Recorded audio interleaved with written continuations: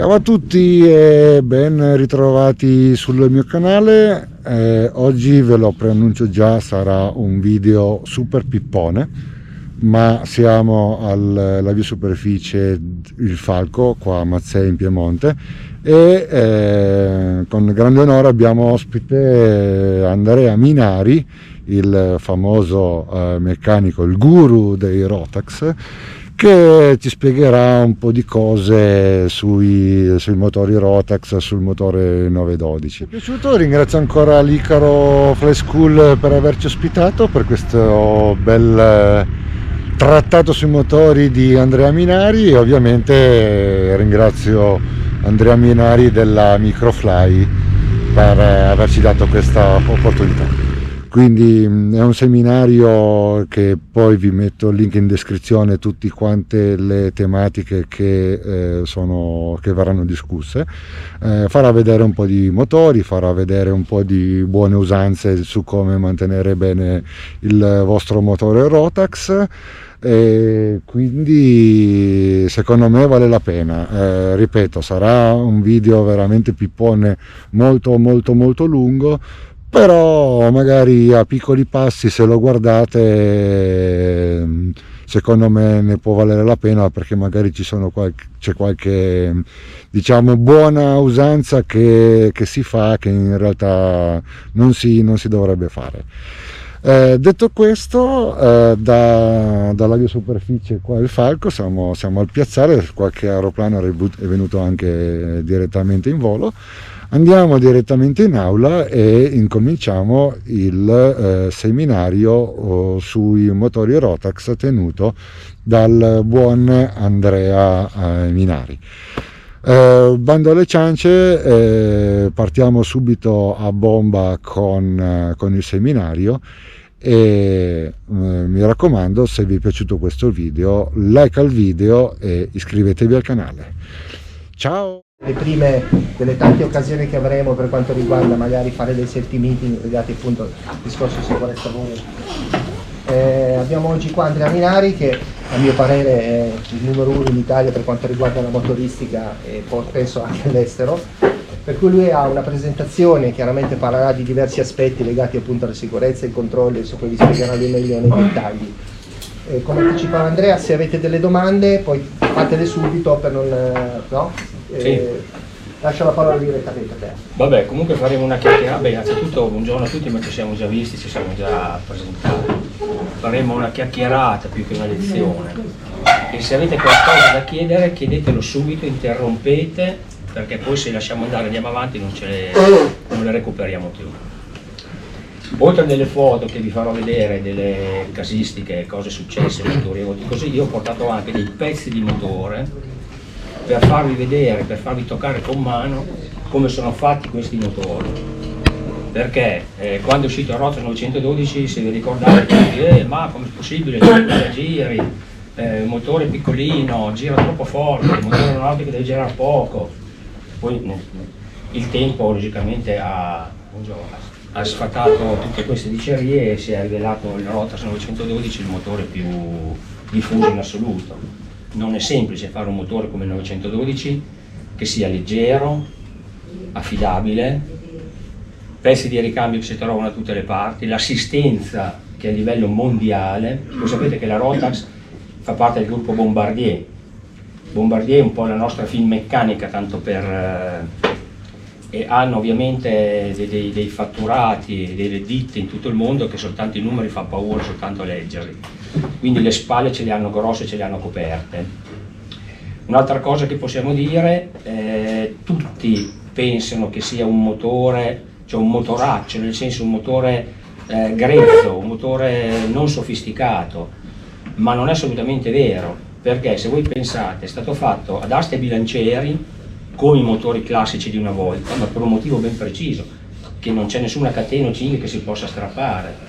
Rotax ha optato per l'aste bilancieri perché così viene esclusa qualsiasi possibilità di rottura di qualsiasi genere. Altra cosa, le punterie idrauliche, cioè il Rotax ha le punterie che si autoregistrano da sole tramite un sistema idraulico con la pressione dell'olio. Anche questo cosa comporta? Che non c'è mai da smontare, ci sono mai da smontare le teste, non c'è mai da fare nessuna regolazione, per cui una volta che voi mettete in moto il discorso è finito, cioè pensa tutto lui. Discorso accensione, cioè, stiamo facendo una carrellata veloce sul motore, poi parleremo un pochino di dettagli. Quando è uscito l'Eurotax tu dici sì, ma c'è l'accensione elettronica, non è un motore aeronautico perché è l'accensione elettronica.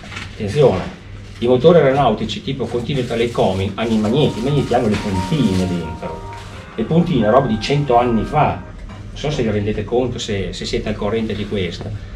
Quindi il discorso della doppia accensione elettronica è solamente una cosa vantaggiosa, primo perché non c'è niente che si muove, non c'è nessuna registrazione meccanica da fare ed è praticamente eterna, è free maintenance, è come una lampadina, finché va, quando non va, qualche volta è successo una qualche centralina che funziona male, però è sdoppiato apposta proprio per quel motivo qua.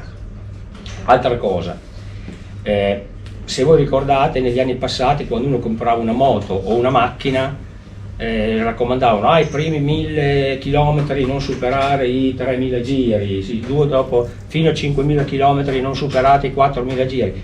Voi pensate che il Rotax viene provato in fabbrica per un quarto d'ora, 20 minuti, poi voi lo mettete sull'aeroplano, lo sparate a 5000 giri e andate a volare. Cioè nessuno pensa a queste cose, no? Costruttivamente parlando e anche dal punto di vista dei materiali è una cosa abbastanza sofisticata, perché prendete un qualsiasi altro motore nuovo e lo sparate a 5000 si rompe. È una cosa abbastanza normale. Allora, la Rotax sapete che è un carter secco, vuol dire che ha l'olio nel serbatoio e il carter motore praticamente vuoto, o meglio vuoto, ho solamente l'olio che viene aspirato e mandato in circolo, cade nel basamento, poi tramite la pressione che passa, la compressione che passa dalle fasce, viene spinto e ritorna nel serbatoio. Questo perché? Perché in questo modo il motore è stato fatto senza la coppa dell'olio, in questo modo viene molto più piatto e poi non è suscettibile alla forza centrifuga e agli spostamenti che fa un aereo in volo, perché se un motore voi lo inclinate la lubrificazione diventa un po' problematica. Le macchine da corsa ad esempio per le forze centrifughe molto forti che hanno tutti i motori delle Formula 1 ad esempio hanno tutte le separazioni separate con l'olio nel serbatoietto a parte e non nella coppa, proprio per questo motivo. Poi pensate un'altra cosa, tutto il motore non ha nessuna guarnizione, è tutto accoppiato alluminio con alluminio. I collettori hanno una ring di gomma logicamente per tenere ovviamente i fluidi, per la fluidodinamica e per la benzina e altre cose, ma tutto è sigillato con il mastice e basta, non c'è nessuna guarnizione e questo vi dà anche un'idea della precisione di lavorazione, perché se voi prendete un motore normale anche di una moto, di una macchina, togliete le guarnizioni, pisciano l'olio da tutte le parti, non è che... chiedo scusa per la voce e la tosse perché sono reduce da un'influenza. E invece per la cadenza del rito emiliano non so cosa farci, quella è una cosa che non ha... vabbè, dipende. Poi è stata fatta con le teste raffreddate ad acqua per evitare tutte le allettature, tutta la flabellatura che hanno i motori normali, perché voi sapete che se voi decorate con un Cessna, fate quota, poi picchiate giù, dovete chiudere i flabelli, se no ci crepano i cilindri. Qui non c'è nessun problema, le teste che sono il maggior produttore di temperatura viene controllata dall'olio e dall'acqua, perché anche l'olio raffredda il motore e in questo modo non c'è bisogno di fare, diciamo così, flabelli, alette, convogliatori e balle varie. Gli impianti, qui vedete un impianto fatto in modo diciamo corretto. Questo passaggio, questa valvolina di non ritorno che vedete è un bypass di sicurezza. Pochi ce l'hanno, ma la Rotax lo prevede, sul manuale c'è scritto di metterlo, perché voi aspirate la benzina qui sotto adesso non si vede, qui c'è il gascoletto, la benzina viene aspirata dalla pompa, viene mandata su, attraversa questo tubo e viene sparata alla pompa meccanica che poi la distribuisce al motore. Se si rompe la pompa elettrica si ferma il flusso della benzina. In questo modo, con questo bypass, la pompa viene lo stesso aspirata, cioè la benzina scusate, viene lo stesso aspirata dalla pompa meccanica e il motore non si ferma. Questo è cioè non è una chicca, è una cosa che è obbligatoria, è voluta. La Rotax prevede nel manuale di manutenzione, c'è scritto, c'è proprio il disegno con la valvolina. Poi cosa possiamo dire? parliamo un attimo dell'utilizzo del motore. Allora, come si avvia il motore? Voi direte, chi non è capace di avviare il motore? Mica tanti sono capaci, quasi tutti ma non tanti. Il motore va messo in moto con tutta l'aria tirata e con il gas assolutamente al minimo. L'aria tirata, io vi volto la schiena, ma mi sentite immagino? Sì. Okay. Lo starter tirato parzialmente non funziona, proprio per una caratteristica di questi carburatori. Quando lo mettete in moto da freddo l'aria va tirata tutta e il gas va lasciato assolutamente al minimo. In questo modo il motore parte e parte senza nessun problema. Come si scalda il motore? Al minimo mai, ma proprio mai. Una volta che il motore parte, che prende i suoi giri, che comincia a girare regolarmente, lo portate a 2200-2300 giri, togliete lo starter, togliete l'aria e scaldate il motore quei giri lì. Questo perché? E adesso qui arriva il primo jolly. Questo è il cilindro del 912 con il pistone. Il pistone ovviamente è sigillato dai segmenti, dalle fasce elastiche. Le fasce elastiche, quando il motore gira piano, hanno un carico radiale che è lasciato solamente alla forza del metallo, ma non fa tenuta. Che fa tenuta è la compressione. Cioè quando il pistone arriva al punto morto superiore, che avviene lo scoppio, la compressione, i gas compressi spingono giù il pistone, tentano di passare tra il pistone e il cilindro, trovano le fasce sono fatte in modo che si gonfiano e fanno la tenuta. Quando arriva giù che scarica, la fascia torna nella sua posizione e va su senza fare attrito. Riavviene l'esplosione, si allarga la fascia, cioè questa è una cosa importante perché se voi lo fate con il motore al minimo, le fasce non lavorano, il motore consuma benzina, è ruvido nel funzionamento, la benzina passa dalle fasce e va a diluire l'olio, aumenta il livello dell'olio, si sporcano le candele, poi parliamo anche delle candele, e praticamente il motore lavora male. Poi cosa succede? Quando voi portate a 4000 per fare la prova dei magneti, il motore va male. Perché va male? Il motore per sé va bene, siete voi che lo avete sporcato. Tante volte si vede anche gente che fa la prova dei magneti, mette il motore a 4000, tira giù un magnete, poi cioè, guarda cosa stiamo aspettando? No, perché tira su. Più tenete il motore con un'accensione sola, più sporcate l'accensione spenta. Quando poi andate a riattivare l'accensione che avete spento prima, il motore va male. Un'altra cosa che dovete tenere in considerazione è che la prova dei magneti, se non è, li chiamiamo magneti, comunque la prova delle centraline elettroniche di due circuiti, va fatto col motore a 90 gradi, 90-95 gradi. Se lo fate col motore a 60 gradi e le candele sono nere, il motore vi dà dei risultati assolutamente non affidabili, non attendibili per la prova delle accensioni. Voi scaldate il motore, lo portate a temperatura minimo 90-95 e vedrete che le prove sono perfette. Altra cosa, quando il motore funziona, c'è una temperatura particolare che è circa 500 gradi, in cui le candele vanno in autopulizia, si chiama, cioè il nero, il fumo che è stato accumulato prima quando il motore era freddo viene eliminato, la candela torna bianca e torna a funzionare in modo perfetto. Se voi non avete questa temperatura, cioè se il motore è freddo, la candela lavora male, cioè il carbone che protegge gli elettrodi logicamente non ha una conduzione, cioè crea una specie di resistenza fra gli elettrodi e il motore funziona male. La candela, sapete che adesso è venuto fuori la candela con due punte, quelle che ha fatto la Rotax, tutti pensano che la candela a due punte faccia due scintille, non è vero, niente di più sbagliato, la scintilla va dalla parte dove fatica meno. La sicurezza avendo la candela con due punte è che se per caso succede qualcosa da una parte hai anche l'altra, però i problemi che c'erano una volta, ad esempio con la benzina col piombo che faceva la pallina, dicevano ha fatto il filetto alla candela, si diceva, perché la pallina di piombo andava a chiudere gli elettrodi, adesso non esiste più per quelle benzine senza piombo, questo problema non c'è più. E questa è una cosa. Il discorso delle prove delle accensioni l'abbiamo visto, il motore caldo, temperatura calda e assolutamente 4000 giri. Prego? Posso fare una domanda? Sì, quando parli di temperatura motore, parli di temperatura olio?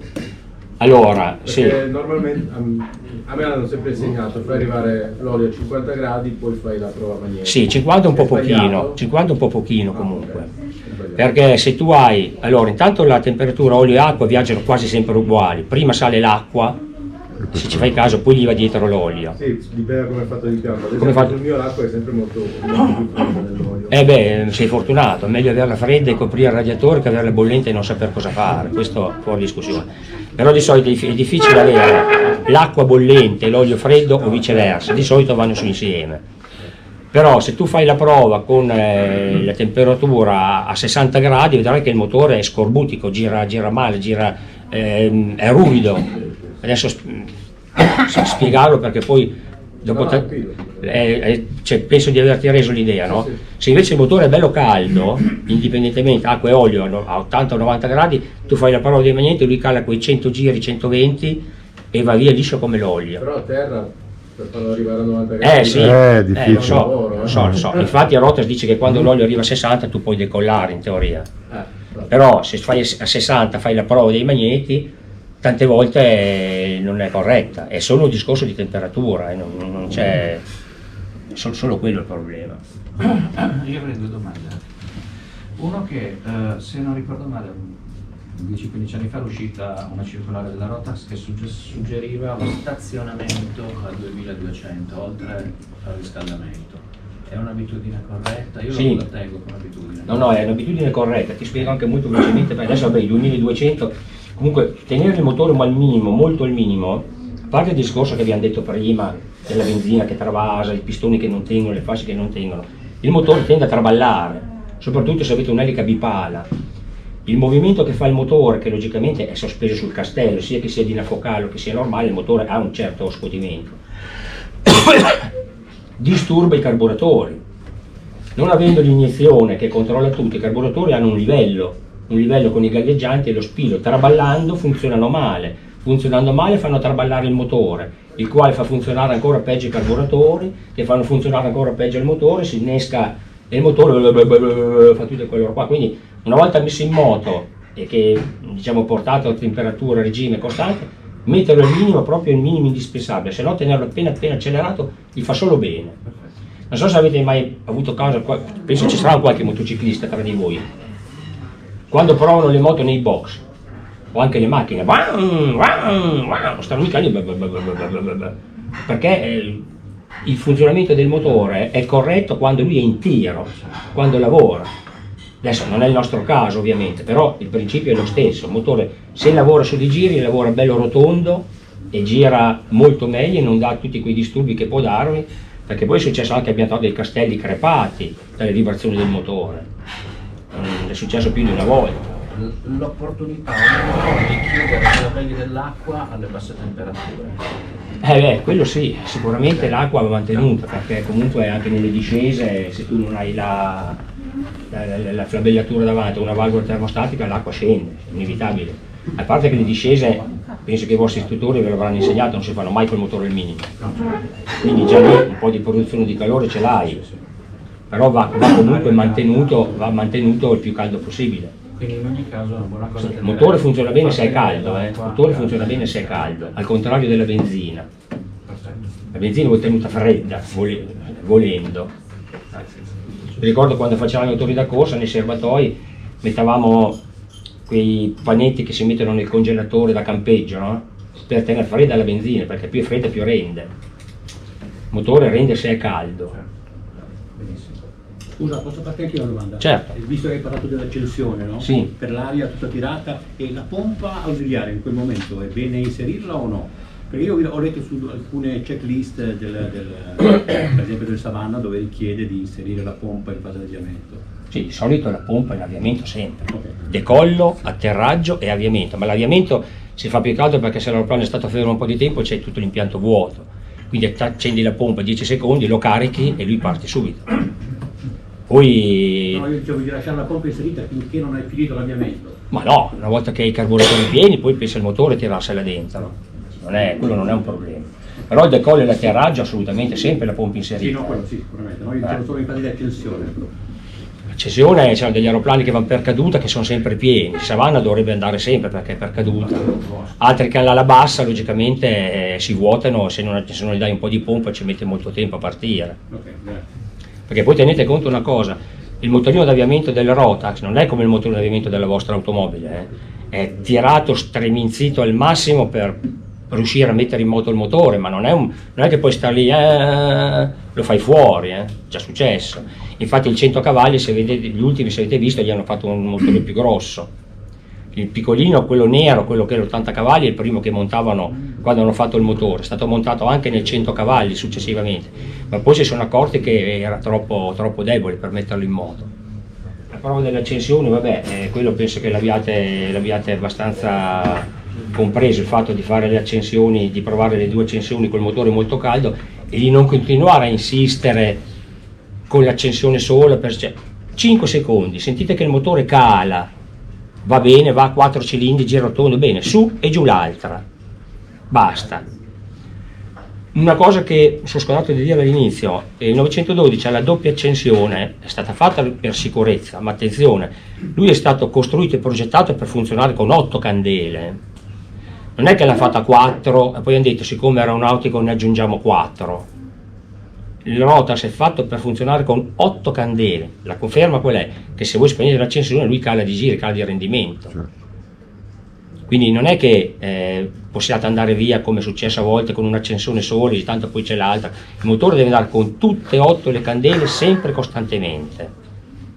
Allora, il controllo del livello dell'olio, un'altra cosa che deve essere un attimo chiarita.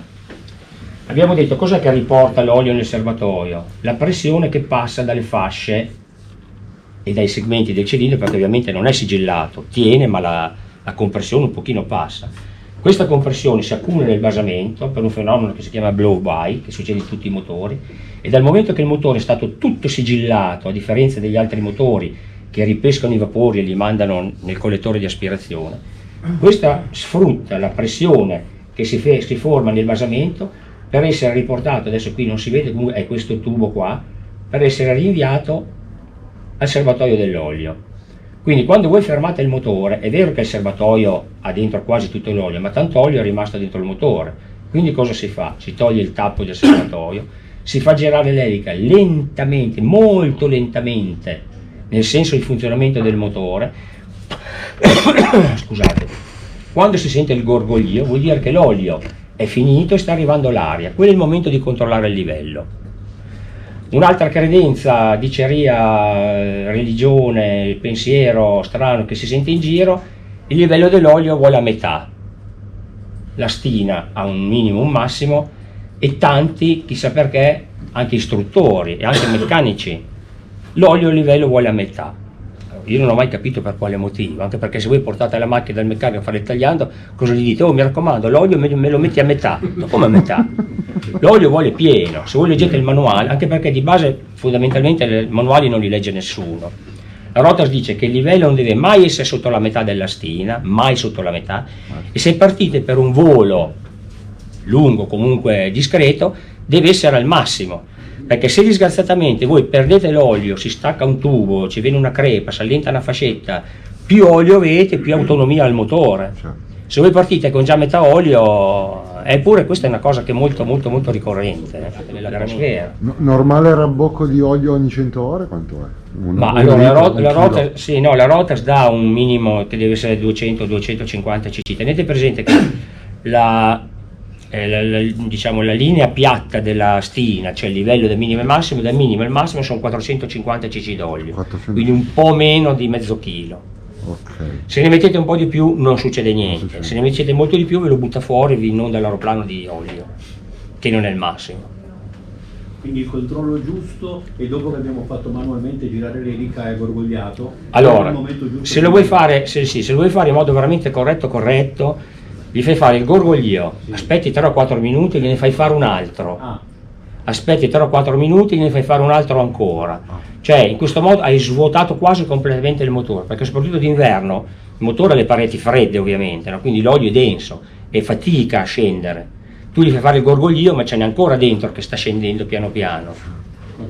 Però il livello dell'olio va fatto dopo che hai comunque fatto il gorgoglio, perché se non glielo fai fare tiri sulla stina e ci manca l'olio. No, non ci manca, è nel motore. Quindi non è più il carter secco, diventa un carter umido anche il motore, ma il motore è fatto per essere vuoto di olio, o meglio vuoto, per avere il minimo indispensabile per la lubrificazione. È abbastanza chiaro? Se lo metti in moto senza farlo girare l'elica? Ma non succede niente, però c'è un altro discorso, attenzione, c'è un altro discorso. Il fatto di fargli fare il gorgoglio fa parte dei controlli giornalieri, prima cosa. Seconda cosa, ti fa vedere che non hai un blocco idraulico nel motore, perché è già successo. Di Reggio Emilia dice: ha lasciato l'aeroplano fermo quasi un anno, non va. Come non va? No, non gira l'elica. Come non gira l'elica? Togli le candele, c'è un cilindro pieno di olio, perché il serbatoio è molto più alto del motore, stando fermo piano piano nel tempo ha travasato e ha riempito un cilindro. Quindi il fatto di fargli fare il gorgoglio e di fargli il controllo dell'olio, che si fa tutte le mattine, perché la giornaliera comunque qualsiasi aeroplano va fatta, è obbligatoria, ti fa rendere conto anche che non abbia problemi il motore. E in più vedi, se non l'hai fatto quando hai fermato il motore, se ti ha mangiato olio durante l'ultimo volo, che se hai fatto un volo di un quarto d'ora non c'è problema, se hai fatto un volo di 6 o 7 ore, come fanno alcuni, l'olio cala. Considerate una cosa, che nessun motore mangia, cioè non mangia olio, tutti i motori mangiano olio, non esiste un motore sigillato. Solo che cosa succede? Che parte della benzina, dei componenti della benzina che travasano dai cilindri e dai segmenti e vanno nel basamento, compensano il consumo dell'olio, quindi l'olio più o meno rimane sempre lì. Se si abbassa molto il livello dell'olio, vuol dire che il motore potrebbe avere dei problemi, o fasce magari incollate, o qualche valvola dell'aspirazione che trasuda, aspira, succhia l'olio, oppure lo può buttare fuori. Certi oli, ad esempio, c'è stata della gente che negli anni passati, adesso fortunatamente hanno smesso, compravano l'olio e il brico, è olio, ma cioè, sulla qualità, infatti evaporava, aveva avuto un motore, addirittura un 914, un turbo, mangia olio, turbine pulite, cilindri puliti, le candele pulite, lo scarico pulito. Ci siamo accorti che evaporava per conto suo l'olio, era talmente fluido. Magari andava bene per altri tipi di motori, no? Però 6 euro al chilo, al litro, logicamente prendi quello che viene. E quindi quelle cose lì sarebbe meglio lasciarle perdere in tutti i modi. Scusa, se mi ripeti solo il consumo medio per le 100 ore. Allora, la Rotax dice 600 grammi ogni 100 ore. 600? Sì. Praticamente potrebbe mangiarti quasi tutto il livello della lastina, però dovete controllarlo sempre l'olio comunque, per tutti i motivi che abbiamo detto però prima. Questo è il massimo. Vabbè, se ti consumi tutto quell'olio qua vuol dire che no, c'è qualche problema, giusto, ma no, quasi niente. E un'altra cosa. In 100 ore, scusami, in 100 ore la lastina calerà 1 centimetro, no? Adesso poi dipende come lo usate. Dipende come lo usate, perché se voi fate 100 ore di decolli, fermo motore, atterraggio, decollo, fermo motore, l'olio lo consuma. Il motore funziona bene e non mangia olio quando è in temperatura. Infatti perché i camion fanno dei milioni di chilometri? Perché sono in autostrada, stazionari. 914 è la stessa cosa come consumo? Perché Sì, io è un po' consumo, un pochettino di più. Sì, un po' di più, perché c'è anche il discorso della turbina. Io ci metto un chiletto ogni 100 ore. La turbina mangia olio. 1 chiletto ogni 100 ore ce lo metto. Sì. Un consumo normale sarebbe 200-300 grammi. Ma sì, ogni 100 ore, allora, italiani si fanno ogni 100 ore, mediamente. Se a 100 ore tiri sulla stina e il livello è a metà, non c'è problema. Se lo controlli ogni 20 ore, per dire, vedi che la stina è già a metà, allora devi aggiungerlo, perché vuol dire che te lo mangia. E tenetelo sempre al massimo, il livello, sempre al massimo. E un'altra cosa, se invece di vederlo che scende, lo vedo che sale, che cosa mi deve Vuol dire fare? che è la benzina inquinata, già successo molte volte. 3 anni fa, no, appena prima del Covid, a Parma, all'Aeroclub hanno un P92J certificato, e un giorno mi ha chiamato lo specialista lì, il meccanico loro, mi dice: abbiamo la stina che è piena d'olio. Come piena d'olio? Piena d'olio. Dice: guarda, hai la benzina inquinata. L'hanno fatta analizzare e c'era dentro il 13% di biodiesel nella benzina che gli è andato il distributore. Quindi cosa succede? I componenti li chiamano sporchi della benzina, bastardi della benzina, non bruciano, passano dalle fasce e aumenta il livello dell'olio, si accumulano nel basamento. È successo molte volte, parecchie volte. Succede soprattutto d'estate, quella cosa qua, perché quando arrivano i turisti che fanno benzina in autostrada, le raffinerie buttano dentro di tutto. cioè tanto questi qui hanno macchine a iniezione e non se ne accorgono, ma il motore a carburatori, quelle cose qua le patisce perché non è in grado di definire il tipo di accensione che è avvenuta. Lui butta dentro, se non brucia lui non lo sa, mentre invece il motore a iniezione c'è il sensore di, come si dice, di battito in testa, c'è l'iniettore che regola l'accensione in base alla distanza tra un iniettore e l'altro, perché non è istantanea, non è contemporanea, viene sparata. Se si ferma un iniettore l'altro sopperisce, cioè il motore a iniezione ha una centralina che protegge anche il motore e lo salvaguarda da queste cose qua, mentre invece il motore a carburatori, poverino, è stupido, cioè lui butta dentro quello che gli buttiamo noi. Certo. Quindi l'usanza di usare la 100 ottani sul... Allora, anche lì c'è, adesso è saltata fuori che una storia che tra l'altro riguarda anche il bollettino, l'ultimo, quello famoso che ha creato il panico in tutto il mondo, che poi panico non c'è, cioè non è assolutamente necessario prenderlo. Tutte le benzine contengono etanolo. L'etanolo è stato messo nella benzina per sopperire il piombo tetraetile quando è stato dichiarato cancerogeno. Il piombo tetraetile serviva per l'antidetonazione della benzina e anche l'etanolo serve per lo stesso motivo. Il problema qual è? Che l'etanolo assorbe umidità e ne assorbe tanta. Infatti se voi guardate nelle pompe benzina potete trovare la RON 95 con scritto sopra E5, che è il 5% di etanolo. Potete trovare anche la RON 100, cioè la 100 ottani, con scritto E5.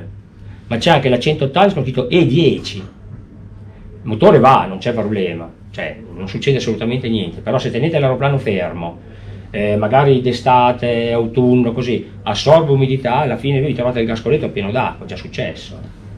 E questa è la cosa più, diciamo, dannosa per il motore. In più l'etanolo corrode, perché proprio per sua natura corrode la tubazione della benzina, corrode le membrane dei carburatori.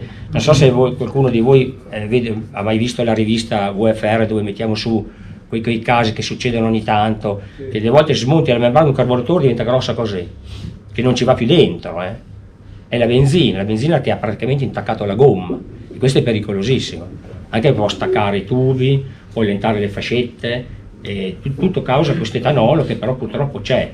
Quindi io vi consiglio, se potete usare la benzina sicuramente 100 ottani, il motore lavora meglio, è più pulito, rende di più, consuma meno, però con l'etanolo al 5%, lasciare perdere quella E10 perché sennò può creare problemi. Scusa, capisco che può essere antipatico, ma c'è qualche marca di benzina che è preferibile? Sono uguali, abbiamo 3 raffinerie in Italia che fanno 10 marche. Invece la V-Gas si può usare? Quella si può usare, però adesso vi faccio vedere un'altra cosa. Ho fatto bene a tirare fuori la storia della V-Gas.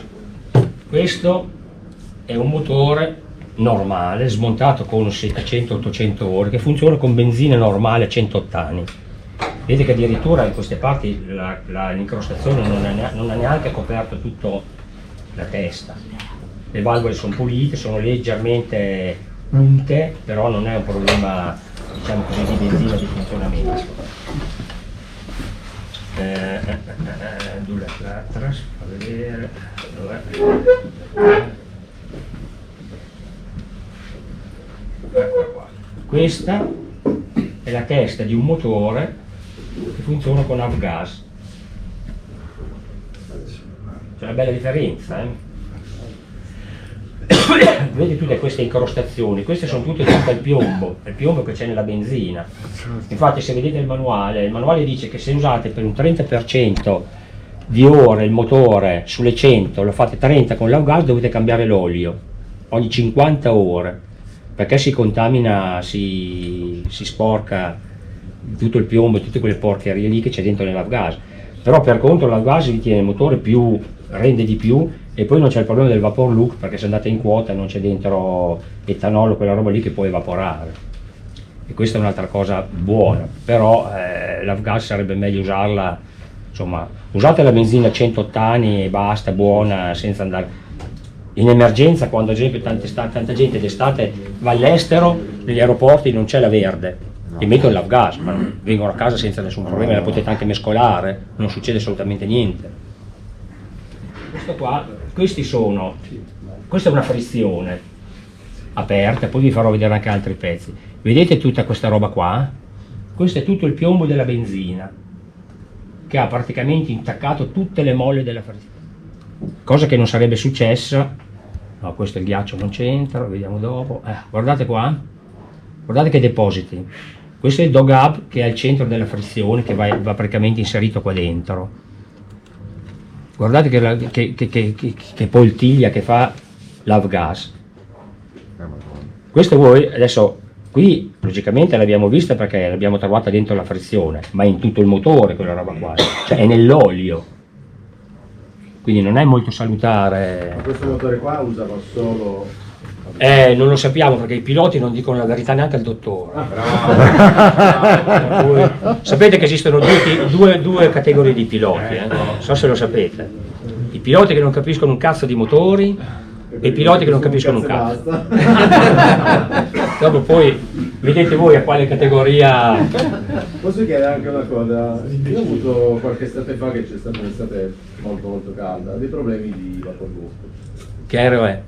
Un Sonex, non so costruito, quindi Conosco. l'impianto forse non era fatto neanche proprio... Con che motore? Col 912 tradizionale, 100 cavalli. Ho dato la colpa anche al fatto che era entrata questa cosa dell'etanolo che poteva arrivare sì al 10%. Può essere anche quello una parte di colpa? Ma allora, se il circuito viene fatto come dice la Rotax, sai che c'è il ritorno al serbatoio e questo già ti porta via molta, diciamo così, limita molto il discorso del vapor loop. Io ti do la verità, sono 43 anni che faccio quello qua, non ho mai visto un motore che si è fermato per il vapor loop. No, a me non è che si fermava, io facevo 2 giri, primo avviamento tutto a posto, decollavo tutto ok, se lasciavo l'aereo fermo per 10 minuti, un quarto d'ora e ripartivo. Ah beh, quello è probabile. Sì, allora il decollo, quando davo tutto il motore, quello è probabile perché soprattutto i tubi che passano sul motore, sui carburatori, quelli lì si scaldano molto. Infatti sarebbe consigliabile d'estate mettere in moto, aspettare un po' prima di partire, farlo girare un po'. Ma l'etanolo ha avuto una parte di... l'etanolo è alcol, evapora. Allora non è che evapora l'etanolo assorbe umidità. La benzina senza etanolo mi dava lo stesso il problema probabilmente, oppure... Sai, qui andiamo nell'esoterismo, non lo so, non ho idea, però tu tieni presente che l'etanolo assorbe l'umidità, che è acqua, l'acqua è idrogeno, l'idrogeno evapora, l'ossigeno e l'idrogeno c'è, col calore evapora e ti fa la bolla d'aria. Ecco perché, ma sicuramente. Però io ti ripeto, io in tanti anni non ho, e di campi e di aeroplani ne ho visti, di decolli ne abbiamo fatti e di aerei ne ho usato, ma mai sentito che un motore abbia piantato causa il vapore. No, una volta che ero in volo poi io attaccavo la pompa elettrica, girare in modo che arrivasse la benzina. Sì, infatti, è la cosa migliore. E dopo riuscivo a decollare senza... Poi in volo no, non mi dava problemi. Comunque d'estate quando arrivate da un volo lungo, vi fermate con l'aeroplano fermo sotto il sole, ci viene una temperatura micidiale nel cofano del motore. Una temperatura veramente... Tra l'altro abbiamo avuto anche dei problemi con l'elettronica, perché sapete le centraline attaccate sopra il motore, al massimo sopportano 80 gradi, c'è scritto sul manuale. Abbiamo attaccato gli adesivi, quelli reversibili, di cristalli liquidi, 98 gradi abbiamo letto, non godono molto. Poi tutto l'insieme. Perché sono messe proprio in quel punto che è un punto caldissimo? Perché teoricamente dovrebbero essere ventilate. Io ho un amico che ha un KR2, addirittura ha la presa d'aria sul cofano che porta l'aria sulle centraline e un'altra presa d'aria che porta l'aria sulla batteria. Sono finezze, però ti fa capire quanto siano importanti quelle cose lì. Questo è un motore sul banco prova. Adesso vedete accanto tutte aggeggi, geggini, tubi, cateteri, tutto quello che ci vuole. Ed è fermo, cioè è spento il motore.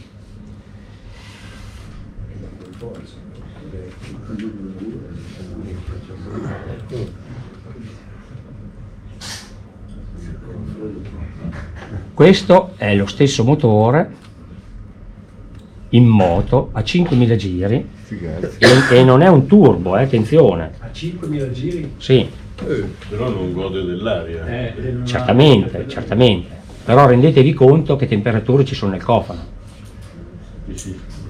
Infatti i tubi che passano vicino, tutte quelle bisogna eliminarle, bisogna spostarli tutti, fare degli impianti fatti in modo corretto, perché è un attimo, C'è stata gente che... Mettere le garze sullo scarico ha senso? Non ha senso? Scusa? Mettere le garze sullo scarico. Allora, lì ci sono due scuole di pensiero.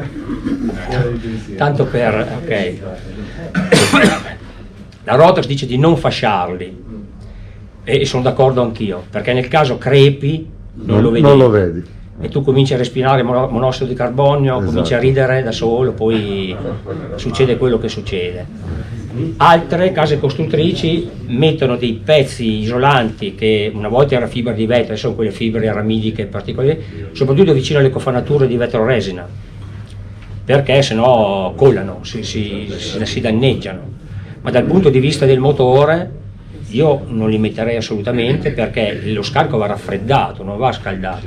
Se tu lo isoli ancora di più, i gas dentro diventano ancora più, tendono ad espandersi, non si scaricano. Voi pensate che i motori da corsa da barca hanno gli scarichi, passa l'acqua nello scarico del motore, cioè raffreddano lo scarico, e in questo modo aiutano il gas a uscire. Se tu mi metti una fasciatura e mi blocchi la temperatura dentro è ancora peggio. Poi c'è un problema anche di sovrappressioni, cioè le sovrappressioni dello scarico cos'è? Non è altro che una pressione che adesso cerco di spiegarla nel modo più semplice possibile. Quando un gas esce deve trovare una certa libertà per andarsene fuori, ok? Se voi fate una marmita, anche perché il gas che esce parzialmente tira dentro la carica fresca quando si apre la valvola di aspirazione, è tutto un circolo calcolato. Se noi blocchiamo i gas di scarico o con una marmita non originale o con dei silenziatori strani o fasciando lo scarico e facciamo un blocco di calore, creiamo una si chiama sovrappressione, che impedisce non solo lo svuotamento dei gas intanto che il motore funziona, ma impedisce anche alla carica fresca di entrare e di riempire bene il cilindro. Quindi io assolutamente sono per non fasciarli i gas di scarico, assolutamente, a meno che uno non abbia l'Harley Davidson, che lì è un'altra cosa, perché esatto, è una questione estetica e non certamente funzionale. Però io assolutamente non li fascerei. Scusa, nella foto che hai fatto vedere in precedenza con i gas di scarico rossi, avviene tutte le volte che il motore supera i 5.000 giri? Oppure sì, quando scende tornano praticamente ad essere... Quindi non è una prova al banco che si fa per vedere... No, allora, quando si revisiona un motore, la prova al banco va fatta, il motore viene scannato al banco. Sì. C'è una procedura, c'è un diagramma preciso che ti fa fare 5 minuti a 3.000 giri, 5 minuti a 1.500, e poi 5 minuti a tutta manetta. Comunque questa condizione qua è normale? Ah, è normalissima, sì, normalissima. Un'altra cosa che volevo dirvi inizialmente, mi sono scordato, non ci siamo scordati. Questo è il libretto motore, questo sconosciuto ai più. Allora, a volte capita di trovare dei libretti motore con queste annotazioni: 25 ore, a parte che qui è sbagliato per il time since overall, qui nel caso fosse il motore stato revisionato, comunque vabbè, 25 ore tagliando 25 ore, 100 ore tagliando 100 ore, 213, cioè tutto quel lavoro qua non serve a niente. Non solo non serve a niente, è anche pericoloso nel caso succeda qualcosa. Io purtroppo sono andato, e spero di non andarci più, tante volte in tribunale a fare anche il CTU di parte per discutere con degli ingegneri. Io non sono un ingegnere progettista, attenzione, per discutere con degli ingegneri che hanno preso in mano degli incidenti successi in giro, così, i quali dicono: ok, la Rotax cosa dice? Manutenzione 25 ore, 50 ore, cosa è previsto? Questo, 20 voci. Ma qua non c'è scritto. E tu gli devi spiegare perché.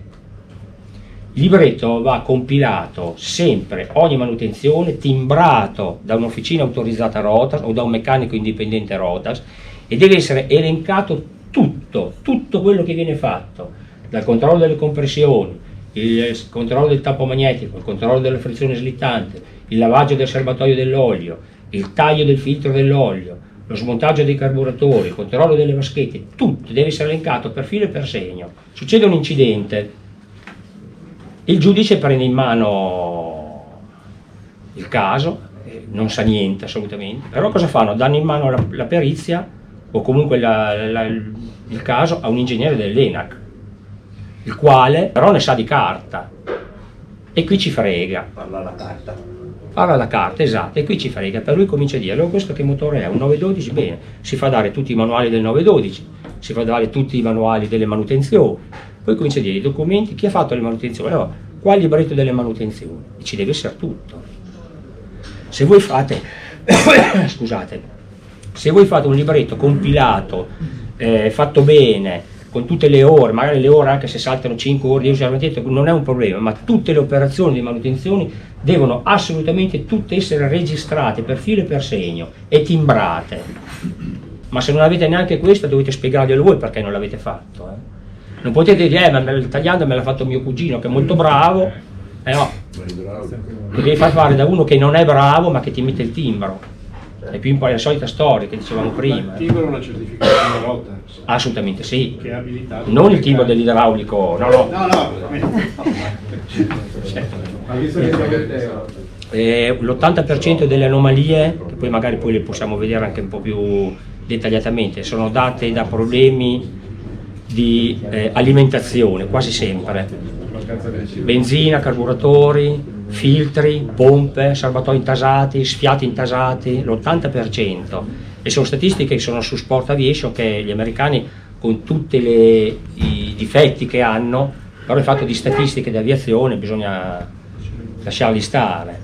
Poi c'è un 5% dovuto a malfunzionamenti del motore, che però anche lì può essere, non so, un cavo del gas che si stacca, una fascetta di un tubo che viene allentato, un tubo che si stacca, e poi c'è un altro 4-5% di casi non insoluti praticamente. Ma se guardate anche su internet li trovate, sono molto interessanti tutte quelle statistiche qua. Ad esempio io qui ne ho portato una da far vedere, che è questa. Questa qui parla di un numero di incidenti, adesso penso che si veda, bisogna allargarla un po'. Un numero di incidenti in base ai tipi di motori. Se voi guardate, la Rotax 912 è quello che ha avuto più incidenti di tutti, perché sono 350, è anche il più diffuso, attenzione. Però solamente il 5,1% è stato per un guasto meccanico. Mentre invece il Continental ha il 6,4% di guasti meccanici, l'Icoming anche lui 6,4%, il Jabiru 8,5%, il Subaru 25% di guasti meccanici e il Volkswagen 21%. Per Volkswagen si intende Limbach, Sterpa, tutti quei derivati Volkswagen. Quindi se voi vedete bene, guardate qua, 5,1% è quello che ha avuto meno problemi e il più basso tasso di guasti meccanici è la Rotax. Eccolo qua. Ah, che bello. Ciò che rimane di un pistone. Ciò che rimane di un pistone. Ma adesso ve ne faccio vedere altre. Guarda qua.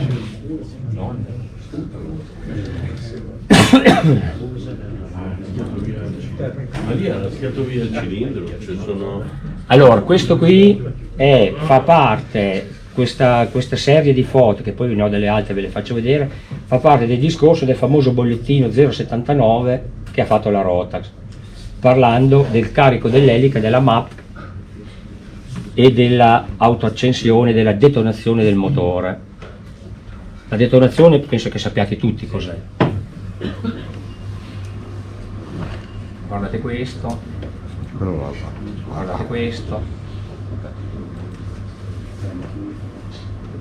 Praticamente cos'è la detonazione? È l'esplosione, la combustione della benzina in modo anomalo, che invece di bruciare, di fare una combustione regolare, esplode. Esplodendo crea questi picchi di pressione spaventosi che spaccano i motori, ma spaccano i motori veramente, quindi la vedete bene il risultato di quelle cose qua. Scusi, è la causa di questa detonazione? Allora, la causa di detonazione è Prima causa principale, benzina balorda, la quale ha poco potere antidetonante e esplode per i cavoli suoi, in poche parole, cioè non è comandata dalla scintilla della candela, ma si incendia per problemi suoi.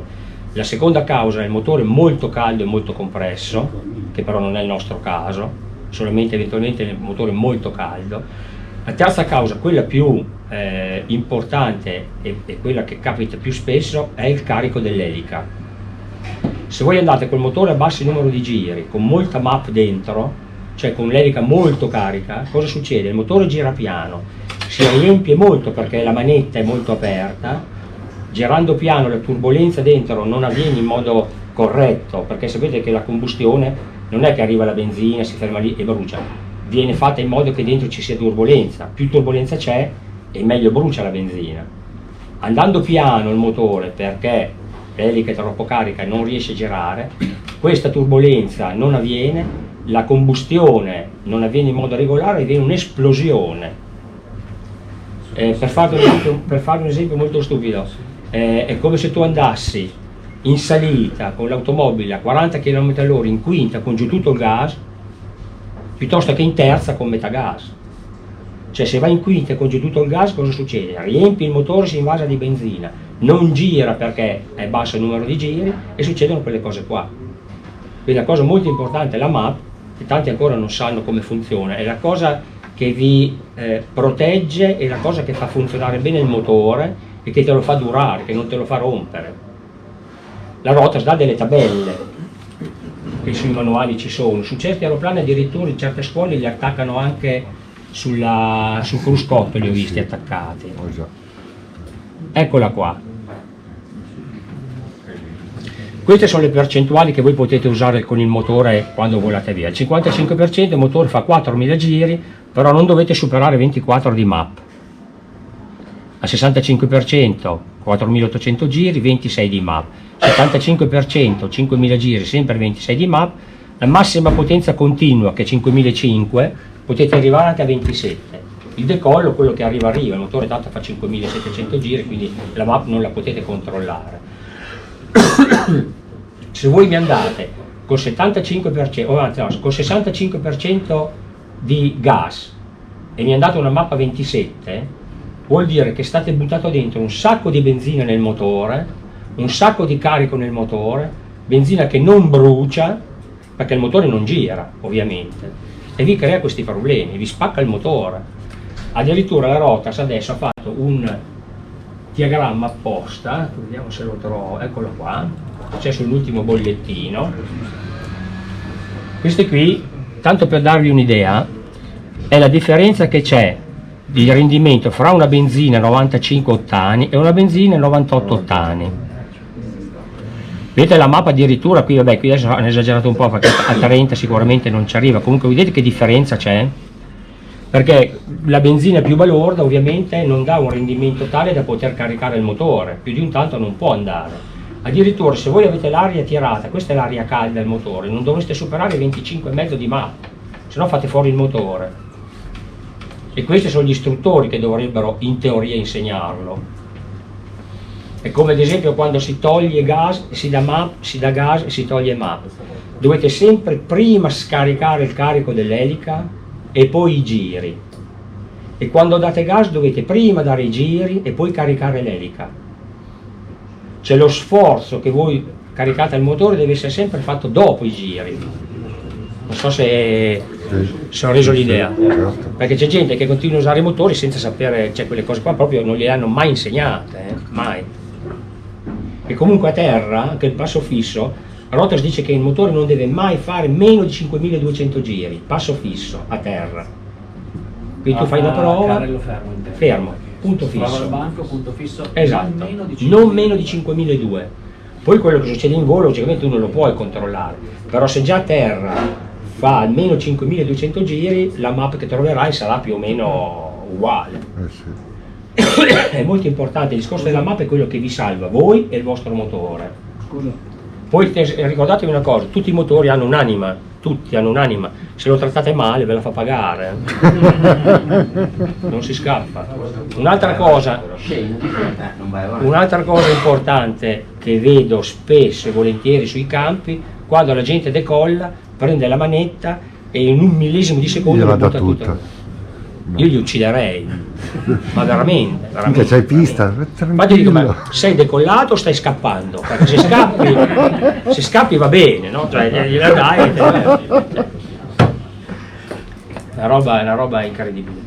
Il gas va dato dolcemente e va seguito. Tra l'altro, se volete un giorno fare una prova, voi provate a decollare in quel modo lì e provate a decollare dandogli l'adagio, vedrete che decollate prima dandogli l'adagio che mandando il motore subito a tutta manetta in cavitazione, elica, casini dalla Madonna. Poi c'è un altro discorso, che se voi la manetta dal minimo ai 5000 e quello che va è a tutto gas, fate passare quei 4-5 secondi, l'aeroplano comincia a correre, l'elica comincia a rendere e soprattutto voi ascoltate, sentite e vi accertate che il motore non abbia un passaggio strano, perché magari non so, a 4000 giri potrebbe avere un problema elettrico, un problema di alimentazione, un problema. Se voi lo passate velocemente, dopo ve lo accorgete quando riducete, andate a ridurre che siete in sottovento, motore traballa, vi cagate addosso. Dici cosa sta succedendo? Se tu l'avessi fatto prima te ne saresti accorto. A maggior ragione sto discorso per il 914. Tutti.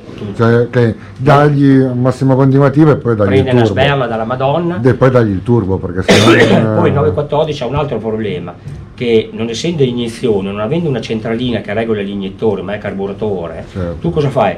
Sbatti dentro il motore una volta, arriva un picco dalla Madonna di pressione, esatto. La centralina sta ancora realizzando che tu stai... e intanto sparaghi il motore. È già successo più di una volta, sempre dolcemente, sia a togliere che a dare, sempre dolcemente, a meno che non stiate scappando come tu prima. No, certo. Questo guarda, vi faccio vedere ancora un'altra, tornando prima, guardate i due pistoni, questo a sinistra è un pistone che ha lavorato normalmente con la benzina verde normale del distributore e questo con l'avgas. Vedete com'è secca, l'incrostazione com'è terribile, infatti poi il problema qual è? Che si stacca questa incrostazione, non è che si accumula, continua a staccarsi e va in giro, esatto, e va in giro. Il ghiaccio non esiste, no, il ghiaccio esiste come? Guardate questo carburatore, con i cristallini che stanno uscendo, che sono già gelati, e tutto il ghiaccio fermo e praticamente depositato sulla valvola farfalla. Qui torna il discorso dell'aria calda, che tanti aerei non hanno l'airbox e sarebbe meglio giusto averlo, però se non c'è l'airbox vuol dire che comunque il motore respira dentro un cofano e l'aria è sempre tiepida, è difficile che facciano il ghiaccio, ma il ghiaccio è una brutta bestia perché non è controllabile. Guardate questo. Poi cosa succede? Si forma tutto attorno allo spillo e non esce più la benzina e il motore si ferma. Anche perché se non erro il delta è 20 gradi del Venturi che fa. 20 gradi. Sì. Quindi puoi fare il ghiaccio anche con 20 gradi di umidità, con 19 è l'umidità che conta. Esatto. Quindi il motore è preso un po' la notte. È stata fatta sul banco prova con le finestre aperte d'inverno con la nebbia. Sì, se no non riesci mica a crearla. Comunque l'airbox hanno parecchio, giusto? Allora, la Rotax dice che il tuo motore ha 100 cavalli se hai lo scarico originale e l'airbox originale. Tutto quello che viene di diverso ti porta via tutto. L'airbox è importante per due cose. La prima, perché ti tiene fermi i carburatori e quindi non hai magari uno che traballa e uno. Secondo, che respirano tutti e due nella stessa camera. Respirando nella stessa camera hai la stessa temperatura, la stessa pressione, e il motore lavora molto, molto meglio.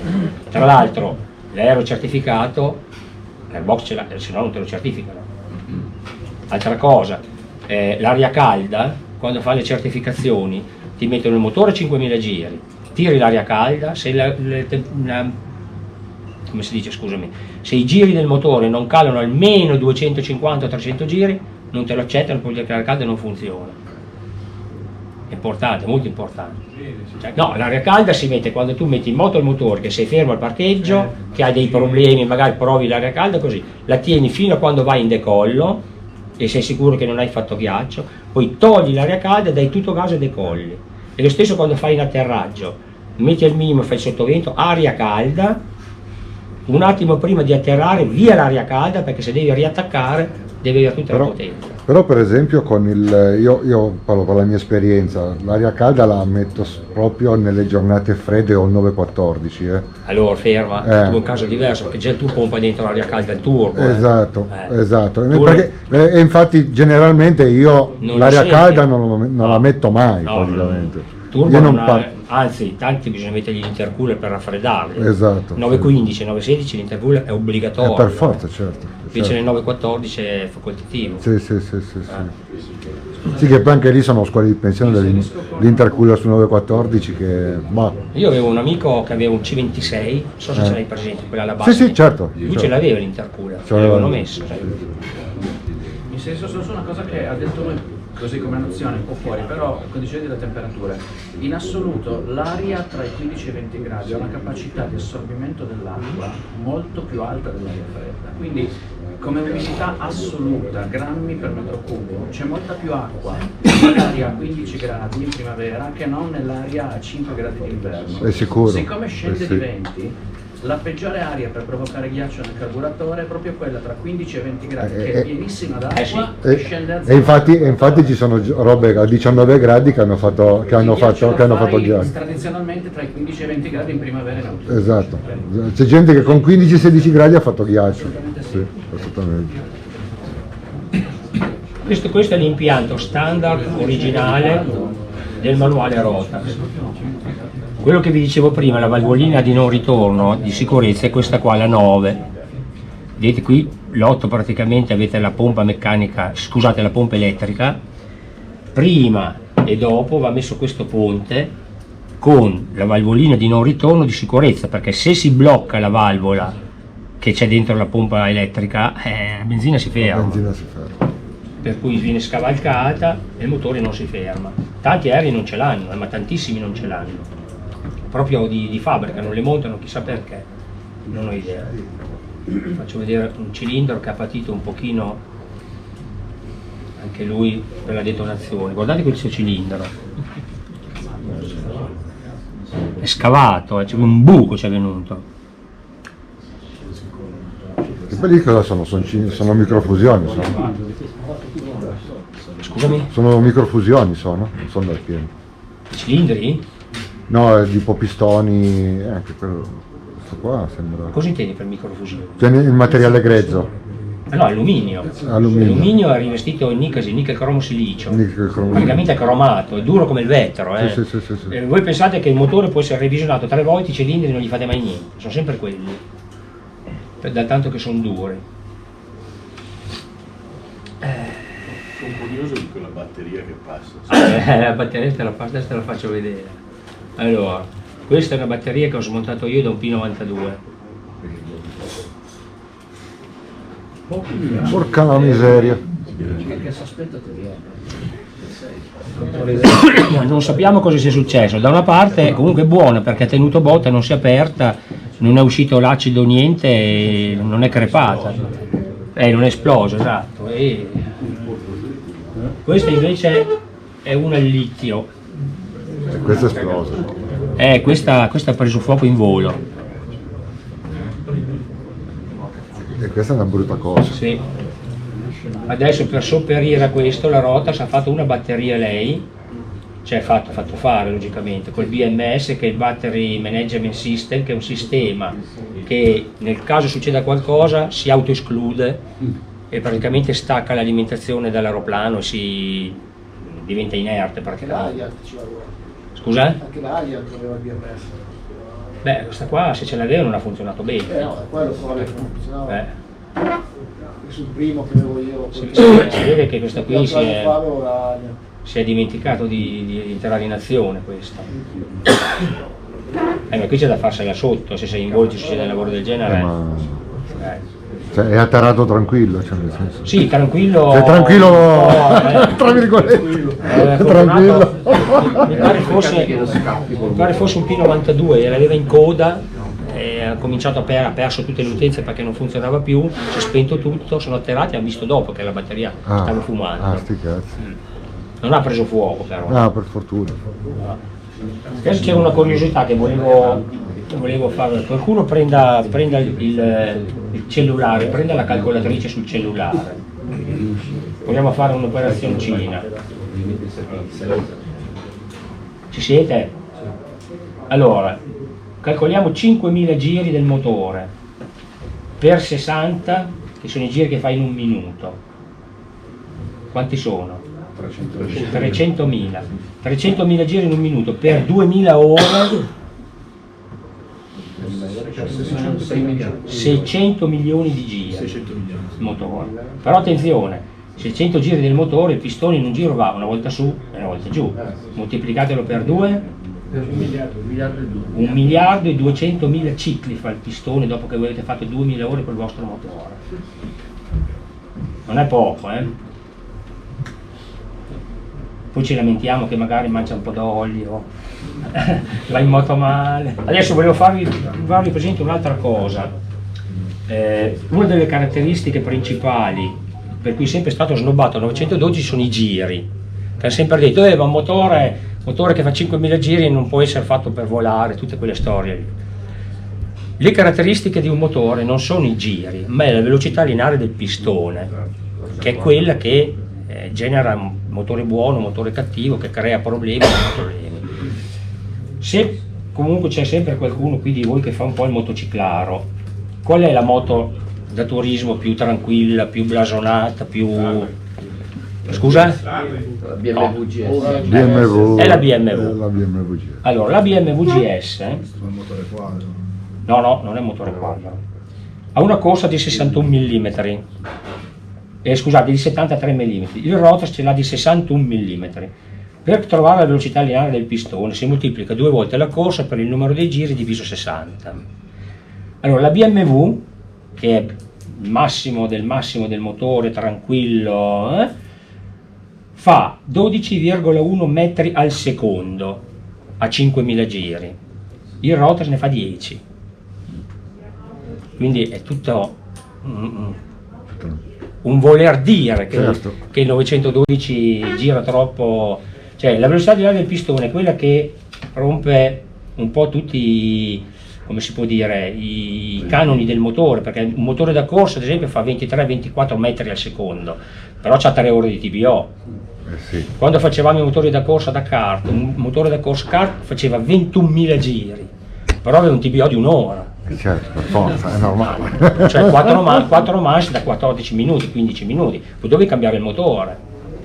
Quindi non è vero che il 912 è un motore che gira molto, ma la corsa è corta, per cui non è assolutamente un problema. La ragione, cioè, la potete vedere anche voi, quanti hanno avuto problemi che hanno rotto motori, si è rotto un pistone, si è rotta una biella, si è rotto un albero motore, nessuno, mai.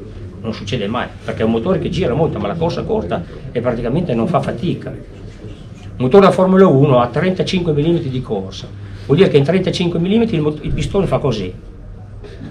Infatti cosa fanno? 17-18 mila giri, non si rompono mai, perché è fermo. Non so se sono riuscito a fare, perché qualcuno corre al 912, ma non è ancora convinto che sia un motore, è un gran motore il 912, rendetevene conto. E hanno fatto i miracoli, in più tenete conto che è stato fatto 30 anni fa ed è ancora quello. I primi erano fatti in terra, fusi, cioè quando fai le prove logicamente, ma poi in conchiglia, presso fusi, sono ancora quello. Addirittura è nato che con l'80 cavalli siamo arrivati a 160. È un po' diverso adesso il 915 e il 916, però lo schema è sempre quello. Poi c'è il pericolo, come tutte le cose, di cadere nel principio di Peter, non so se qualcuno di voi l'ha mai sentito nominare. Cioè tu fai una cosa che funziona, 80 cavalli, lo metti sul mercato e dici però va bene molto, facciamo una cosa, visto che va così bene, aumentiamo un po' la potenza, facciamo il 100. Scazzo, però anche il 100 non va bene, cioè non ha problemi, va molto bene, diamogli un po' di più, diamogli 114, 914 e va anche quello. Aumentiamo un po' di più, diamogli più, poi a un certo punto si distrugge. E lo chiamo il principio di Peter, succede in tutte le situazioni, in tutte le cose. La Rotax ha detto che come 916 è l'ultimo motore in questa configurazione, cioè in questo, diciamo, questo inviluppo di 916. Sì, 916. Se faranno un 180 o un 200 cavalli sarà completamente Ma in teoria è il diverso. 916. Adesso volevo farvi vedere una cosa che è inerente a questa foto qua.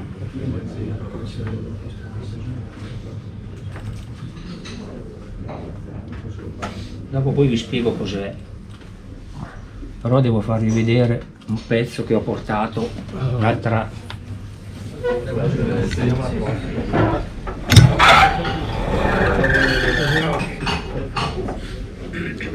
Adesso non lo vedete voi, vabbè, insomma, dopo poi farete il giro. Questo è il vostro riduttore, qui sotto c'è l'ingranaggio primario che è quello che parte dall'albero motore.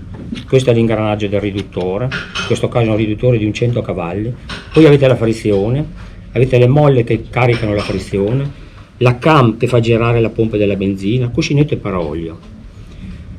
Tra l'ingranaggio, la ruota dentata grossa e la frizione, adesso si vede poco, c'è uno scatto libero di 30 gradi, vedete che gira vuoto. Allora, il classico. Questo è... torque limiter. Scusa? Il classico torque limiter. È bravo. Questo è il congegno, diciamo così, che toglie le vibrazioni al motore e all'elica. Perché il motore quando funziona non ha un funzionamento lineare, non è un motore elettrico, è a impulsi. Cioè quando il primo pistone scoppia, prende una pacca dalla Madonna l'albero motore, intanto frena l'altro che sta andando in compressione, è tutto così. Quel discorso qui è quello che vi frena, che vi toglie tutte queste vibrazioni. In più, quando voi piccate l'elica per terra, adesso io simulo l'elica per terra, vedete che slitta la frizione? Gira lo stesso l'ingranaggio, ma la frizione fa in modo che il colpo non venga trasmesso all'albero motore. Se voi mi tenete il motore al minimo, come dicevamo prima, quel lavoro qua è continuo. E col tempo, ti ricordi che un vostro riduttore me l'avevi portato che era demolito, quei motori che non faticava ad andare in moto addirittura. Quel discorso qua. Per cui il discorso di tenere il motore a 2000 giri vi fa solo bene. In più, se voi guardate la foto adesso che... Scusa, spegni un attimo la luce. Vedete quel pezzo mancante qua? Questo qui è un'unghia che è venuta via. È un po' sfocato, sono io. No, sono io che avevo giù gli occhiali. Quel pezzettino lì è venuto via per il famoso discorso di quello sbattimento qua.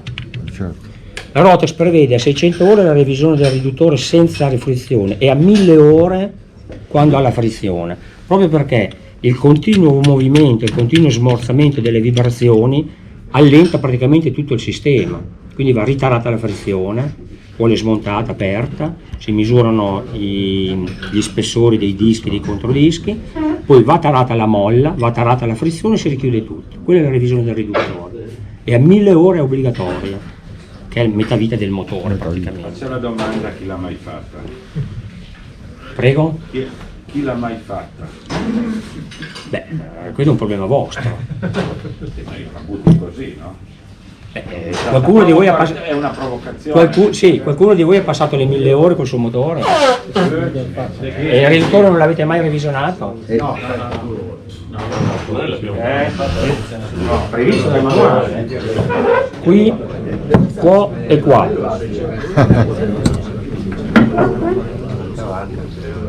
Voi sapete a quanta temperatura fonde l'acciaio? 1500. Pensate che il motore qui, poverino, a cosa è arrivato prima di ridursi così. Adesso uno non lo so, questo sono sicuro ha fatto fare il tagliando del suo cugino che è molto bravo. No, ma è vero. Oltretutto era un 914. Carburatore, questo è sconosciuto.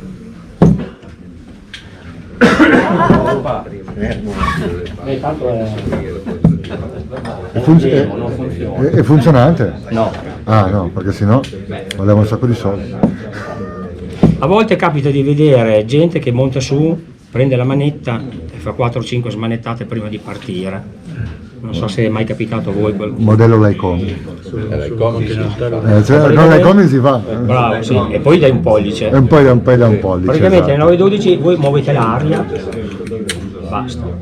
Esatto. Perché muove solo l'aria, Muove solo non l'aria. succede assolutamente niente. Certo. Che fa accelerare il motore è l'aria che entra di qua. Vedete? Sì. Aspetta. Vedi che sale la farfalla, la valvola. Sì, certo, per forza. Vedete? Non è la leva, è l'aria in entrata, quindi da fermo voi potete smanettare finché volete, come fare una pippa a morto in poche parole. Non succede niente. I miracoli possono sempre succedere. Cosa? I miracoli possono sempre Oh, non è detto, C'è chi ha visto la Madonna, c'è la Madonna che piange dietro casa. pompa di accelerazione. Mio cugino dice di fare così. No, allora, sui continui Telecomic si faceva una volta, Sì, Fai 3 pompate e un pollice se non parte. Esatto. Ecco, ma qua nel nostro caso no, non serve. Perché avevano la pompa di C'è la pompa di ripresa, questo non c'è niente. Quindi una volta che te hai acceso la pompa elettrica e si è riempito il carburatore, con la benzina basta. Cioè tutto quello che fai, praticamente muovi una farfalla che è nell'aria, basta. Non succede assolutamente niente. Questo è l'albero motore del 912. Uno dei pericoli di questo motore, di questo albero motore, pericoli no, di caratteristiche anche, che non è monolitico come quello delle automobili, sono tanti pezzi piantati uno dentro l'altro e poi pressati. Il problema qual è? Se picchi per terra e picchi per terra forte e la frizione non riesce a sopperire all'urto, l'albero motore si disassa.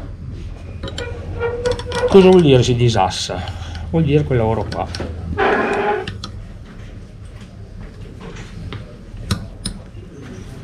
Vedete quella biella qua che non va dentro? Certo. Che non entra? Certo. Oh, scusa. Perché ha preso una torsione micidiale e si è praticamente disassato. In questo caso il motore però era duro, cioè girava ma girava male. Questo è uno dei pericoli quando picchiate per terra l'elica forte, infatti va controllato il riduttore e va controllato l'albero motore.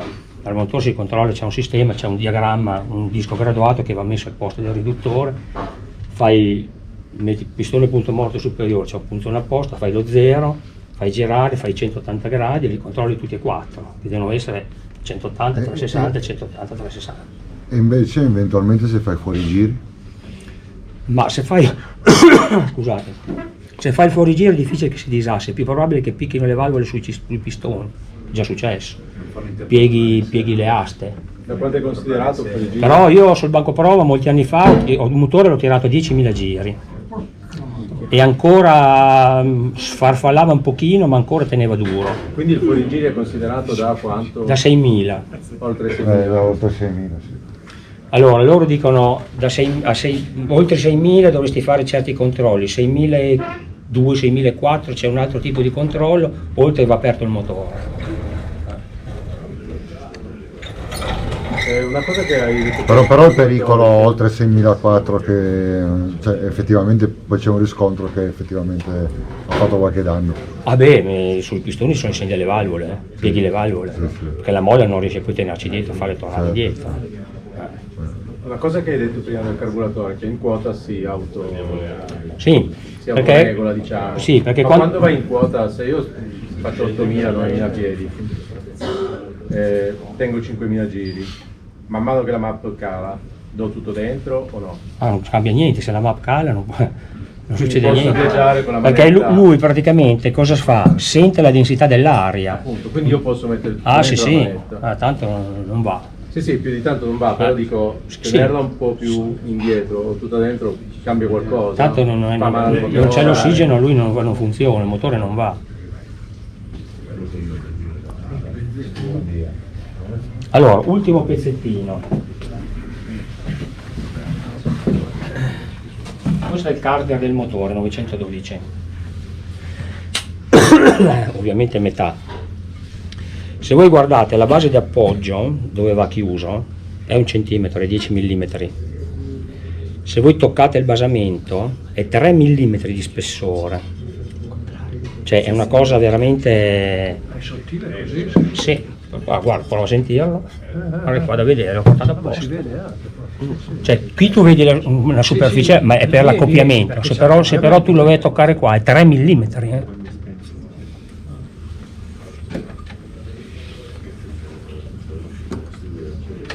Questo per il peso. Per il peso, anche perché è fatto bene. Cioè tutto quello, quando tu fai un progetto, il risultato deve essere 10. Se tu vuoi essere sicuro lo fai 12, ma è sbagliato. Deve essere 10, se 8 è in difetto. Ma l'eccesso per la sicurezza è sbagliato. Sì. Comunque 3 mm va già bene. Beh, non si è mica mai rotto un Andrea, cazzo. noi abbiamo avuto un problema di fretting Sì. un po' di tempo fa. È Conosco. stato sopperito, diciamo, questo problema. Allora, lì era successo, diceva Rotas, che avevano fatto fare dei trattamenti, perché i card vanno fusi, lavorati e poi vanno trattati, no? Viene fatto una specie di rinvenimento, una normalizzazione. Gli avevano sbagliato, avevano detto loro, i trattamenti praticamente si spostavano, cioè non erano normalizzati, si chiama in termine tecnico. Mentre adesso problemi non ce ne sono più stati, ma è stato nel 2007-2008, quel periodo lì. Sì, ne ho cambiati parecchi io. Garanzia, prima ce li davi in garanzia la rotta. Ma anche perché può andare da lotto a lotto, perché sbagli un trattamento termico, e si fa. Infatti, se vi ricordate, c'era anche una prova da fare, che dovevi prendere, bloccare il motore e far girare l'elica. Se l'elica era dura entro i 15 kg dovevi... Infatti ce l'hanno fermato. Sì.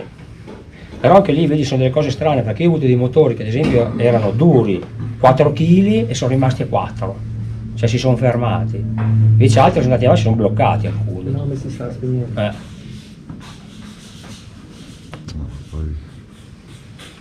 Bene. Ritornando scusa al carburatore, Sì. la miscela è automatica oppure Sì. man mano che si va in quota bisogna... No, lo fa da solo, perché qui c'è una membrana dentro qua dentro, sopra qui. Sì. Adesso vabbè, non cacciavite da farvela vedere. C'è una membrana che per depressione, in base all'aria, in base alla densità dell'aria, solleva lo spilo della benzina. Quindi più va in quota, diminuisce la densità, la membrana torna giù e anche lo spilo torna giù e dà meno benzina. Sì, quindi riporta Non è che puoi andare a 50.000 piedi, sarà, adesso non so quanto possa arrivare, comunque 9-10.000 piedi lo fa senza nessun problema. Bene, qualcuno altre domande? Dubbi, aggiunte? Quelle biele lì si sono rotte perché... Hanno perso l'olio. Uno, quello 914 che mi sa che sia, non so, È quello più grande. No, il 914 è più piccolo. È l'80 cavalli il 914. È vero, è più piccolino, è vero. Hanno cambiato l'olio e non hanno riempito il circuito, non l'hanno spurgato. Sai che bisogna farlo girare finché pronti via, cugino, ho detto vai tranquillo, decollato con un Pioneer 300 mi pare fosse e l'ha piantato a 50 metri da terra. Hanno rotto tutto, non si sono fatti niente, però il motore è andato. E l'altro invece si è staccato un tubo in volo, perché anche lì hanno fatto una cagata, nel senso che quando tu cambi l'olio non devi staccare i tubi, non devi staccare niente. E infatti non devi staccare niente, c'è scritto sul manuale anche di non farlo. Anche perché dentro ci resta una quantità di olio irrisoria, che non ha senso. Poi c'è il pericolo che vai a creare un'embolia, che vai a caricare le punte idrauliche di bolle d'aria e possono essere difficili da togliere, anzi non sempre riesci a togliere. Poi il motore martella, picchia e fai fuori le punterie. È già successo anche quello. Per cui tu una volta che hai cambiato l'olio, cambi il filtro, lo riempi col procedimento e così basta, chiudi tutto, sei a posto.